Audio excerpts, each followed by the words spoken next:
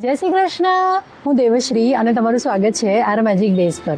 તો તમને પેલી કહેવત યાદ છે, ચા બગડી એની સવાર બગડી, દાળ બગડી એનો દિવસ બગડ્યો, અને અથાણું બગડ્યું ને એનું વર્ષ બગડ્યું. આ છે ને એક્ઝેક્ટ દાળ છે અને અથાણા પર તો નહીં, પણ આ બહુ જ રિલેટેબલ છે. કારણ કે છે ને, જો સવારની પોરમાં કંઈ વસ્તુ ખરાબ થઈ, જો સવારે એલાર્મ નહીં વાગ્યું, સવારે જો આપણું છે ને તે ટાઈમ વેસ્ટ થયો, સવારે એઝ પર પ્લાન આપણે નીકળી નહીં શક્યા, તો જે દિવસે ટાઈમ પર નહીં નીકળ્યો ને ઓફિસ માટે, એ દિવસે આપણે ટ્રાફિક બી વધારે મળે. એ દિવસે જે દિવસે આપણે મોડા પહોંચે ને ત્યારે આખી ઓફિસ વહેલી પહોંચી ગયેલી હોય, એ જ દિવસે બોસને આપણું કામ પડે ને આપણે જ નહીં હોઈએ. એ જ દિવસે આપણે જઈએ ને આપણા માટેની બૂમ પડતી, ઓ પેલી નહીં આવી, ઓ હજી પેલી નથી આવી, પેલી તો રોજ મોડી આવે છે. ને જઈને એમ થાય કે હે ભગવાન, કોણ મોડું છુપાઈ દઉં. ને પછી દિવસ એ જે ચીડચીડ જે સવારની ચાલુ થયું ને સહન થતા તો એમ થાય, ભગવાન આજનો દિવસ પૂરો કરો. પેલી જે 20 મિનટમાં કરીના કપૂર નથી કહેતી કે બાબા इस डे को बस खत्म करो, इसको बोरिंग बना दो. આપણને બી એવું થાય કે જલ્દી દિવસ પૂરો થાય, એમ રાત થાય ને એમ થાય કે કોનું દિવસમાં કોનું મોડું જોઈને ઉઠેલું, કઈ બાજુથી ઉઠેલી, આજે આખો દિવસ આવો ને આવો ગયો છે. કારણ કે આપણું સવારની પોરમાં મૂડ ખરાબ થઈ ગયેલો. અને એમાં મલ્ટિપલ ડેઝ આવવા જાય છે સાહેબ, એક નહીં ઘણી બધી વાર થાય છે કે ધારું કામ થતું જ નથી. મેં ધારેલું શું ને થાય છે શું, મેં પ્લાન શું કરેલું ને થાય છે શું, ને કંઈ નહીં ને કંઈ ચાલ્યા જ કરે ને એમ ચટ મગજમાં થયા કરે કે હું શું કરું. હું ઊંધી જ પડું છું, મારાથી મારા ધારેલા કામ થતા નથી, અહીંયા નથી થતું, ત્યાં નથી થતું, પેલા મને હેલ્પ નથી કરતા, છેલ્લા હેલ્પ નથી કરતા, ને મારે આવું ને આવું જ રહેવાનું છે. મારું તો કંઈ સારું થવાનું નથી.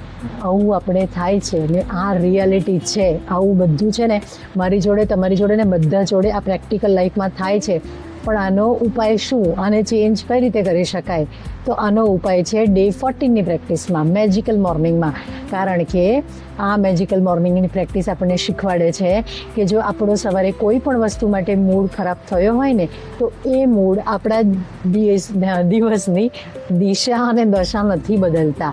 એ મૂડને ત્યાંથી છે ને આપણે ત્યાં કટ કરીને આગળ વધવાનું છે. કારણ કે એક ખરાબ આપણો જે સવારનું જે પણ એક્ટિવિટી ખરાબ થઈ કે જે પણ ઇવેન્ટ થઈ ને એને ભૂલીને ગ્રેટિટ્યૂડને આપણા દિવસને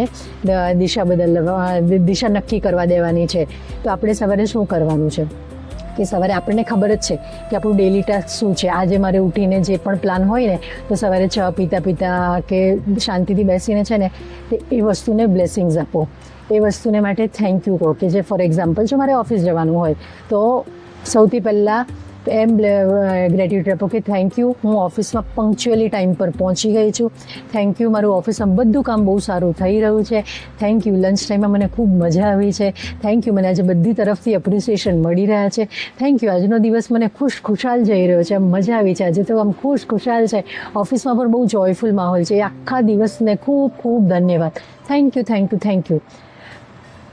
પછી જે હાઉસવાઈફ હોય તો કે થેન્ક યુ, આજે મારું ઘરનું કામ બહુ ટાઈમ પર થઈ ગયું. થેન્ક યુ, આજે મેં બધું બહુ સરસ જે પણ કામ હતું એ થઈ ગયું. મને બપોરે ખૂબ સારો સમય મળ્યો, મેં બુક્સ વાંચી. કે જેમને સિરિયલ જોવાનો શોખ હોય સિરિયલ જોઈ, જેમને મળવાનું હોય કરવાનું હોય એ કર્યું, જેમને ટ્રાવેલિંગ કરવાનું હોય ટ્રાવેલને બ્લેસિંગ્સ આપો કે બહુ સારું ટ્રાવેલ થયું. સ્કૂલ, કોલેજ, બિઝનેસ, જે તમારું કામ હોય બધાને પહેલેથી થેન્ક યુ કહી દો કે થેન્ક યુ, બહુ સરસ ગયું છે, થેન્ક યુ, ખૂબ સરસ ગયું છે. તો એને પહેલાં જ એને થેન્ક યુ કહી દો.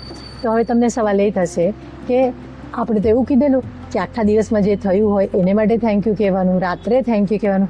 હા, રાત્રે બી કહેવાનું છે સૌથી સુંદર વાતને યાદ કરીને. પણ એ રાત્રે થેન્ક યુ કહેવા માટે આપણે પહેલાં એની સવારે એનો ફંડામેન્ટ એના બીજ રોપવાના છે કે આજે બધું સારું થાય.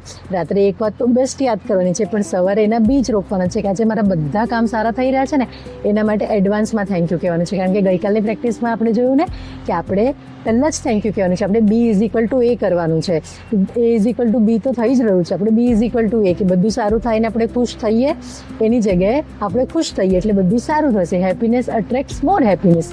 તો આપણે ગ્રેટિટ્યૂડ ફીલ કરીશું ને પહેલેથી કે મારું બધું જ સારું થાય છે, મેરે સાથ તો સિર્ફ અચ્છા ही होता है, એવું જેટલું ફીલ કરતા રહીશું ને તેટલું બધું સારું ને સારું જ થતું રહેશે. કારણ કે તમે એવું ફીલ કરો છો, જેવું તમે ફીલ કરશો તેવું તમે અટ્રેક્ટ કરશો. તો એના માટે થેન્ક યુ, બધું મારું કામ સારું થઈ રહ્યું છે એના માટે ખૂબ થેન્ક યુ. અને એક સૌથી ઇમ્પોર્ટન્ટ વાત આજે છે ને વારંવાર એ કહેવાનું છે કે thank you for the good news. કે તમને બહુ સારા ન્યૂઝ આવી રહ્યા છે. ગુડ ન્યૂઝ બધાને ખબર જ છે કે thank you for the good news. આજે સારામાં સારા સમાચાર માટે થેન્ક યુ, સારામાં સારા સમાચાર માટે થેન્ક યુ. જેટલી વાર યાદ આવતા આવે ને એટલી વાર કરજો, અને જરૂર તમને સારા સમાચાર આવશે, તમને ખુશ કરી દે એવા સમાચાર આવશે, તમને ખુશી આપે ને એવા આનંદના સમાચાર આવશે ને આવશે. આજે નહીં તો કાલે, જે દિવસે તમારી ફિલિંગ એકદમ એક્સ્ટ્રા ઓર્ડિનરી હેપી હશે ને એ દિવસે તો જરૂર આવશે. એટલે આ જરૂર કરજો. તો આજની પ્રેક્ટિસ સવાર સુધારવાની અને દિવસ સુધારવાની છે. બધાને બ્લેસિંગ્સ આપવાની છે, આપણા દિવસને બ્લેસિંગ્સ આપવાની છે. આપણી નોર્મલ મોર્નિંગને મેજિકલ મોર્નિંગ બનાવવાની છે, આપણા નોર્મલ ડેઝને મેજિકલ ડે બનાવવાનો છે, કારણ કે તમે જોડાયેલા છો આર મેજિક ડેઝ જોડે. તો આજની પ્રેક્ટિસમાં સવારે ઉઠીને 10 ગ્રેટિટ્યૂડ લખવાના છે, થેન્ક યુ કહેવાનું છે. પછી મનોમન જે તમારો ડેનો તમારો જે એ હોય કે ટુ ડુ લિસ્ટ હોય તે બધાને થેન્ક યુ કહેવાનું છે, કે થેન્ક યુ, આજનો મારો દિવસ ખૂબ સુંદર ગયો અને સુંદર જઈ રહ્યો છે, એના માટે ખૂબ ખૂબ થેન્ક યુ. પછી આખા દિવસે વારંવાર એમ કહેવાનું છે કે thank you for the good news, thank you for the good news. અને રાત્રે આખા દિવસમાં જે સૌથી સારી વસ્તુ થઈ હોય એને યાદ કરીને થેન્ક યુ કહેવાનું છે, મેજિક રોક પકડીને અને ઊંઘી જવાનું છે. આટલું જ કરવાનું છે. તો ડેઇલી ગ્રેટિટ્યૂડ લિસ્ટમાંથી તમે ઇન્સ્પાયર થઈ શકો, કઈ વસ્તુ માટે ગ્રેટફુલ થવાનું એ પ્લેલિસ્ટ ચેકઆઉટ કરવાનું ભૂલતા નહીં. દરેક વિડીયોઝ હમણાં સુધીની જેટલી પ્રેક્ટિસ છે એની પ્લેલિસ્ટ છે, લોંગ વિડીયોઝની, શોર્ટ્સની, એ બધું ચેક કરજો. અને આ પ્રેક્ટિસ તમારા બધા ફેમિલી ગ્રુપમાં અને ફ્રેન્ડ્સ ગ્રુપમાં શેર કરજો. કરવા જેવી છે, મજા આવશે. અને લાઇક, ફોલો, સબસ્ક્રાઈબ અને કમેન્ટો આર મેજિક ડેઝ. મળી એક નવી પ્રેક્ટિસ જોડે. જય શ્રી કૃષ્ણ.